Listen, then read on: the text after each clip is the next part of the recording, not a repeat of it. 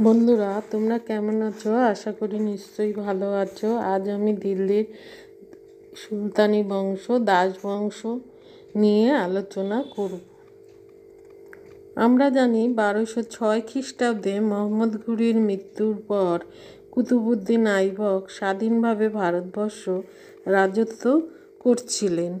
তুর্কি জাতীয় মুসলমান কুতুবউদ্দিন আইবক ছিলেন ভারতের প্রথম স্বাধীন সুলতান। 1206 খ্রিস্টাব্দে তিনি দিল্লির সিংহাসনে আরোহণ করেন।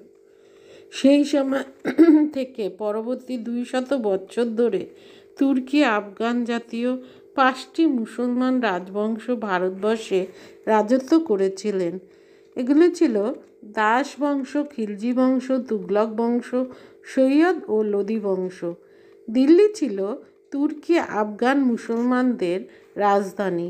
সেই জন্য এই দীর্ঘ মুসলমান রাজত্বকাল ভারতের ইতিহাসে দিল্লির সুলতানি যুগ নামে অভিহিত করা হয়ে থাকে।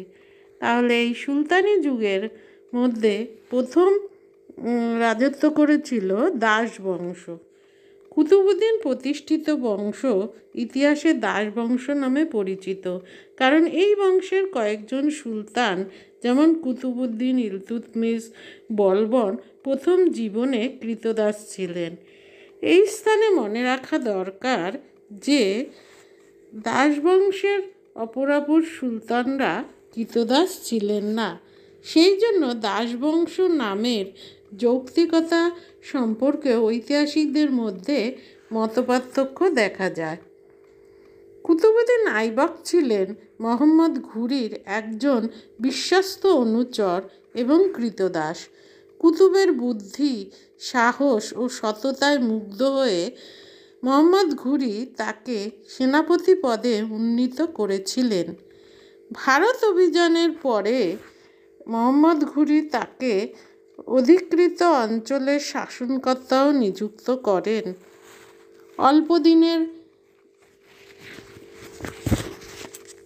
মধ্যে মোহাম্মদ ঘুরির মৃত্যু হলে কুতুবউদ্দিন সুলতানি বংশের প্রতিষ্ঠা করে ভারতে স্বাধীনভাবে রাজত্ব চালাতে থাকেন। এইভাবে নিজ ক্ষমতা বলে সামান্য একজন কৃতদাস থেকে তিনি দিল্লির সুলতান হয়েছিলেন। কুতুবউদ্দিন মাত্র 4 বছর রাজত্ব করেছিলেন। তার রাজত্বকালে সুলতানি সাম্রাজ্য পাঞ্জাব থেকে বাংলা পর্যন্ত বিস্তৃত হয়। ভারতে মুসলমান বিজয়ের কীর্তিকে স্মরণীয় করার উদ্দেশ্যে তিনি রাজধানী দিল্লির কাছে একটি স্তম্ভ নির্মাণ শুরু করেন। কুতুবের নাম অনুসারে এর নাম হয় কুতুব মিনার। শাসক হিসাবে তিনি দক্ষতার পরিচয় দিয়েছিলেন। 1210 খ্রিস্টাব্দে আকস্মিকভাবে তার মৃত্যু হয়। কুতুবউদ্দিনের মৃত্যুর পর আরাম শাহ নামে জনৈক ব্যক্তি দিল্লির সিংহাসন অধিকার করেন। তার সঙ্গে কুতুবউদ্দিনের কী সম্পর্ক ছিল তা সঠিকভাবে জানা যায় না। আরাম শাহ নিতান্তই অপদার্থ ছিলেন। অল্প দিনের মধ্যে কুতুবউদ্দিনের জামাতা ইলতুৎমিশ তাকে পদচ্যুত করে নিজেকে দিল্লির সুলতান বলে ঘোষণা করেন 1211 খ্রিস্টাব্দে। ইলতুৎমিশ প্রথম জীবনে কুতুবউদ্দিনের একজন কৃতদাস ছিলেন। তার গুণে মুগ্ধ হয়ে কুতুবউদ্দিন নিজের কন্যার সঙ্গে ইলতুৎমিশের বিবাহ দেন এবং তাকে বাদাউনের শাসনকর্তা নিযুক্ত করেন। অবশেষে তিনিই দিল্লির সুলতান পদের অধিকারী হয়েছিলেন। ইলতুৎমিশ যখন দিল্লির সিংহাসনে আরোহণ করেন তখন দিল্লির সুলতানির এক সংকটময় মুহূর্ত ছিল। আরাম শাহের দুর্বলতার সুযোগে বিভিন্ন প্রদেশের শাসনকর্তারা বিদ্রোহ ঘোষণা করেছিল। বাংলার আলিমর্দান খাঁ, গোয়ালিয়র ও রণথম্বরের শাসকদ্বয় স্বাধীনতা ঘোষণা করেন। তাছাড়া সেই সময়ে সিন্ধু প্রদেশের নাসিরউদ্দিন, কুবাচা এবং গজনির তাজউদ্দিন মহম্মদ ভারতবর্ষে আধিপত্য বিস্তার করতে সচেষ্ট হয়েছেন। এইরূপ সমস্যায় ইলতুৎমিশ ভীত হয়নি। তিনি ধৈর্য সহকারে উপস্থিত সমস্যার সমাধানের সচেষ্ট হন। ইলতুৎমিশ কঠোর হাতে বিদ্রোহীদের দমন করে দিল্লির সুলতানিকে ধ্বংসের হাত থেকে রক্ষা করেছিলেন। এছাড়া তার বুদ্ধিমত্তার ফলে মঙ্গল নেতা চিঙ্গিস খাঁর আক্রমণ থেকে ভারতবর্ষ রক্ষা পেয়েছিল।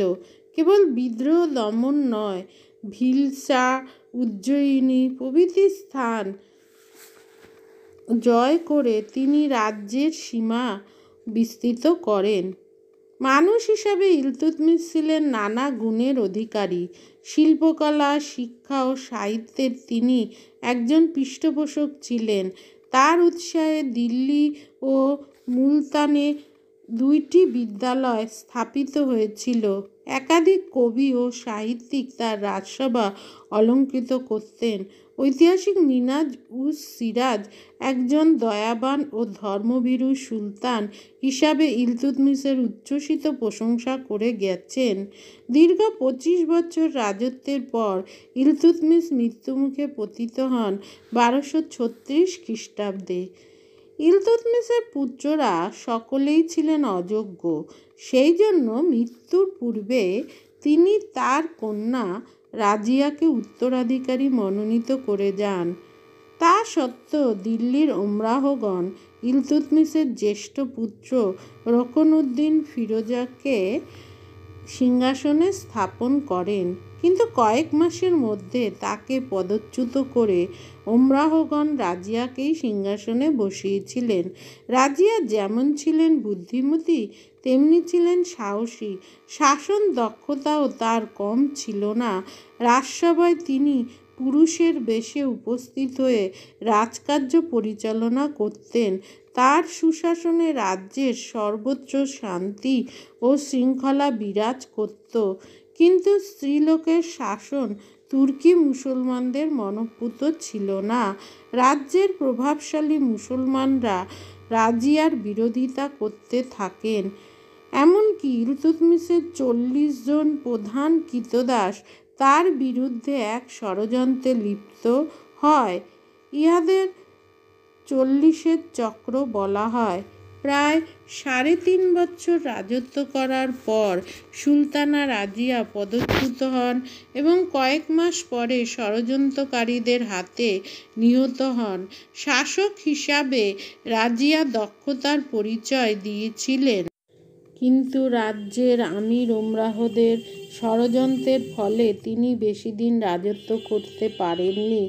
রাজিয়া পদচ্যুত হলে 2 জন অকর্মণ্য সুলতান পরপর দিল্লি সিংহাসনে আরোহণ করেছিলেন। সুলতান হবার কোনো যোগ্যতাই তাদের ছিল না। অবশেষে দিল্লির ওমরাহগণ অতিষ্ঠ হয়ে ইলতুৎমিশের এক পুত্র নাসিরউদ্দিনকে দিল্লির সিংহাসনে বসান। নাসিরউদ্দিন ধার্মিক সুলতান ছিলেন, কিন্তু শাসনকার্যে তার কোনো যোগ্যতা ছিল না। তিনি তার শ্বশুর উলুগ খাঁর হস্তে রাজকার্য ছেড়ে দিয়ে নিজে সর্বদা ধর্মকর্মেই ব্যস্ত থাকতেন। নাসিরউদ্দিনের মৃত্যুর পর উলুগ খাঁ গিয়াসউদ্দিন বলবন নাম ধারণ করে দিল্লির সিংহাসনে আরোহণ করেন 1266 খ্রিস্টাব্দে। গিয়াসউদ্দিন বলবন ছিলেন ইলতুৎমিশের 40 জন ক্রীতদাসদের অন্যতম। স্বীয় ক্ষমতাবলে তিনি নাসিরউদ্দিনের মন্ত্রী হন এবং পরবর্তীকালে দিল্লির সিংহাসন লাভ করেন।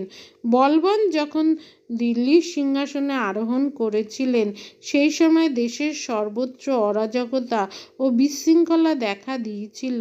অর্থাভাবে শাসন ব্যবস্থাও পঙ্গু হয়ে পড়েছিল। অভিজাত সম্প্রদায়ের স্বার্থপরতা এবং মেওয়াট দস্যুদের আক্রমণে দেশ